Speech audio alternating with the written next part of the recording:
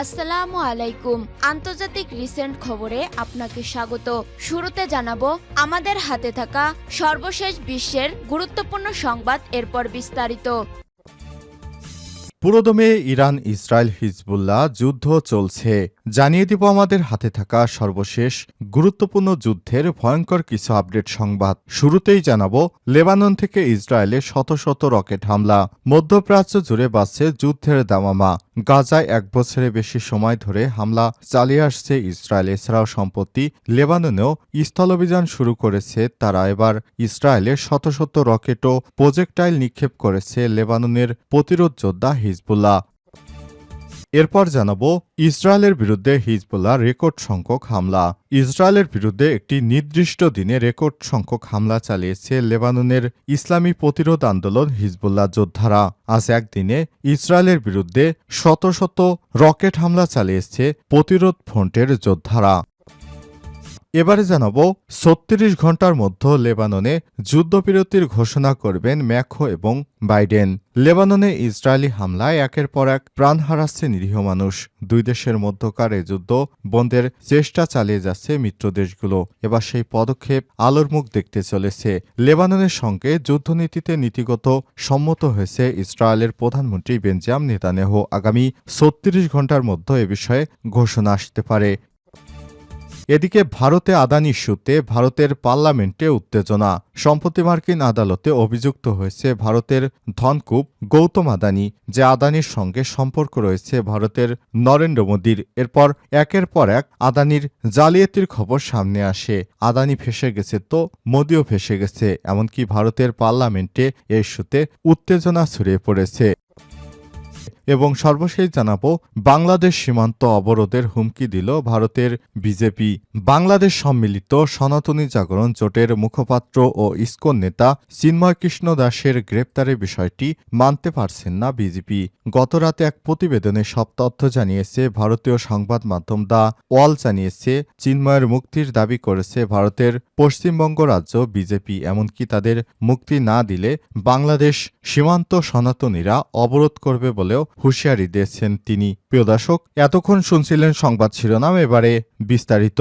তবে তার আগে বন্ধুরা অনুরোধ থাকবে এই সংবাদটিতে একটি লাইক দিন।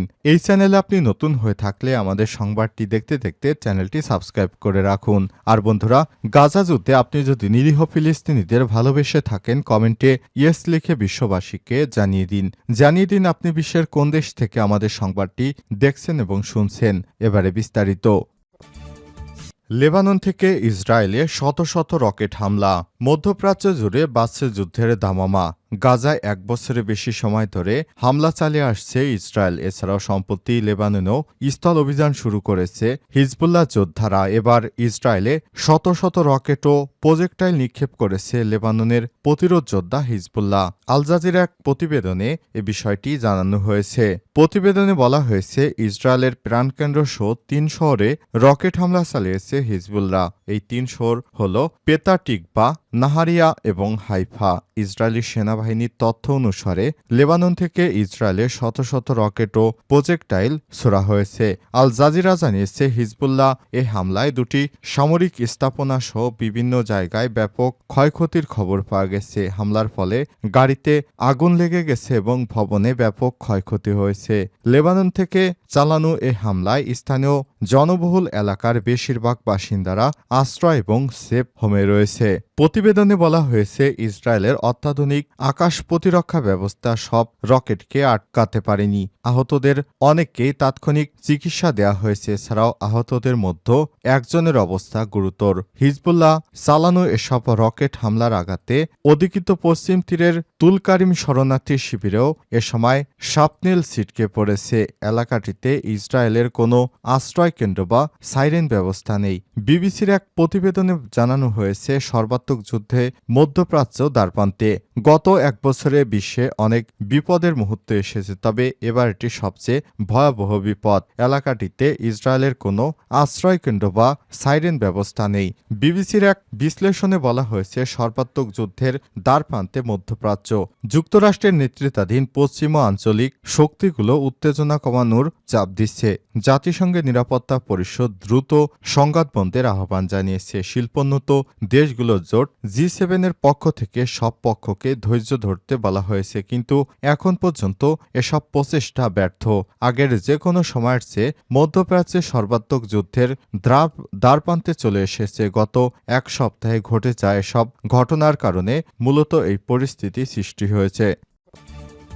ইসরায়েলের বিরুদ্ধে হিজবুল্লাহর রেকর্ড সংখ্যক হামলা। ইসরায়েলের বিরুদ্ধে একটি নির্দিষ্ট দিনে রেকর্ড সংখ্যক হামলা চালিয়েছে লেবাননের প্রতিরোধ আন্দোলন হিজবুল্লাহ যোদ্ধারা।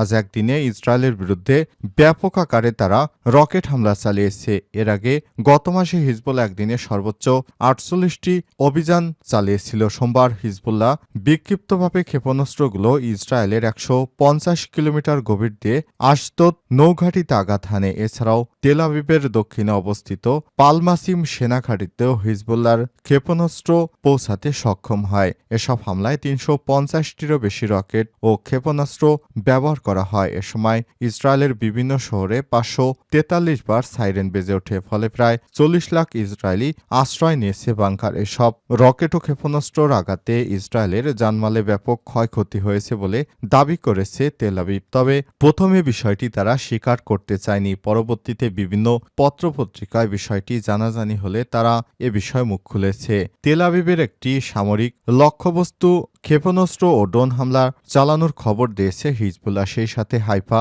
নৌঘাটি, আক্কা শহরের গিলোট ও স্রাগা সামরিক ঘাঁটি ও সাপাত শহরের দাদো সেনা ঘাঁটি লক্ষ্য করে হামলা চালিয়েছে লেবাননের প্রতিরোধ আন্দোলন। সোমবার হিজবুল্লাহ যোদ্ধারা উত্তর ইসরায়েলে অবস্থিত অবৈধ ইহুদি বসতিগুলো লক্ষ্য করে রকেট হামলা চালিয়েছে। যেসব বসতিতে হামলা চালানো হয়েছে সেসবের মধ্যে রয়েছে কিরিয়াত সমনা, মেট্টুলা, মানারা, সাফাত, মালত, তারশিহা, মেরন ও অবিবিম।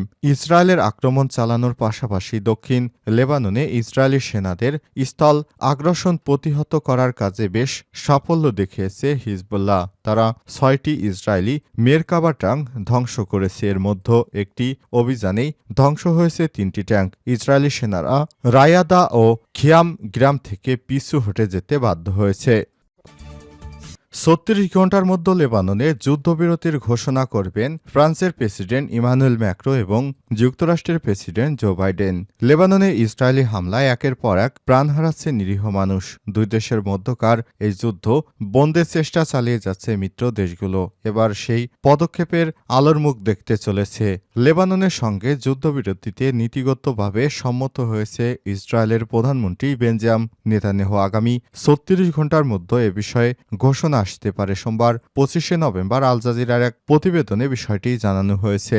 লেবাননের 4টি সিনিয়র সূত্রের বরাতে প্রতিবেদনে বলা হয়েছে, মার্কিন প্রেসিডেন্ট জো বাইডেন ও ফ্রান্সের প্রেসিডেন্ট ইমানুয়েল ম্যাক্রো যুদ্ধবিরতি ঘোষণা করবেন। চলমান পরিকল্পনার অধীনে আগামী 36 ঘণ্টার মধ্যে এ বিষয়ে ঘোষণা আসতে পারে। এর আগে সংবাদ সম্মেলনে আশরাফ আল আউসাদ জানায়, বাইডেন ও ম্যাক্রো মঙ্গলবার 60 দিনের যুদ্ধবিরতি ঘোষণা করবেন। হোয়াইট হাউস জানিয়েছে তারা একটি যুদ্ধবিরতির খুব কাছাকাছি, তবে এ বিষয়ে তারা কোনো বিস্তারিত তথ্য দেয়নি। অন্যদিকে ফ্রান্সের কর্মকর্তারা জানিয়েছে আলোচনা এখনও চলমান রয়েছে।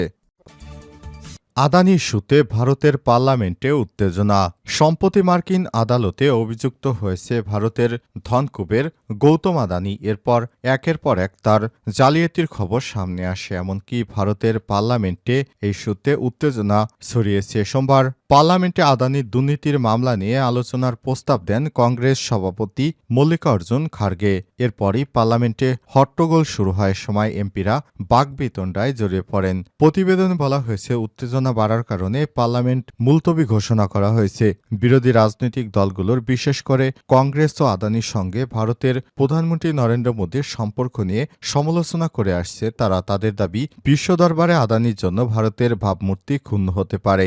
কংগ্রেস সভাপতি বলেন, পার্লামেন্টে কেন মুলতবি করা হয়েছে তা আমি জানি না। আমরা কেবলই আদানি ইস্যু উপস্থাপন করেছিলাম। গোষ্ঠীটির বিরুদ্ধে ঘুষ ও জালিয়াতি সহ বিভিন্ন গুরুতর অভিযোগ রয়েছে। প্রতিবেদনে বলা হয়েছে নিয়ে আদানি বন্ডের দাম অনেকটাই কমে গেছে, কেননা বিনিয়োগকারী এবং ঋণদাতারা মামলার বিষয়ে উদ্বেগ জানিয়েছে। মার্কিন আদালতের অভিযোগে বলা হয়েছে 2023 সালে তদন্ত সম্পর্কে জানার পরও ভারত জনগণকে মিথ্যা তথ্য দিয়েছে। বৃহস্পতিবার 21 নভেম্বর বার্তা সংস্থা রয়টার্সের এক প্রতিবেদনে বলা হয়েছে, আদানির বিরুদ্ধে $250 মিলিয়ন ঘুষ নেওয়ার অভিযোগ রয়েছে। এছাড়াও তিনি যুক্তরাষ্ট্রে অর্থ সংগ্রহের জন্য তা গোপন করেছেন। মূলত ঘুষের মাধ্যমে নিজের দেশে বিশাল এক সৌরশক্তির প্রকল্প বিনিয়োগকারীদের সঙ্গে আদানি প্রতারণা করছেন। কর্তৃপক্ষ জানিয়েছে, আদানিসহ 7 অভিযুক্ত ব্যক্তি এই প্রকল্পের জন্য ভারতীয় কর্মকর্তাদের ঘুষ দিতে রাজি হয়েছিলেন। অভিযুক্তদের মধ্যে তার ভাতিজা সাগর আদানিও রয়েছে। প্রকল্পটি থেকে তাদের 20 বছরে $200 কোটি লাভের কথা ছিল। এর মাধ্যমে তারা ভারতের বৃহত্তম সৌর বিদ্যুৎ প্রকল্প নির্মাণ করতে চেয়েছিলেন।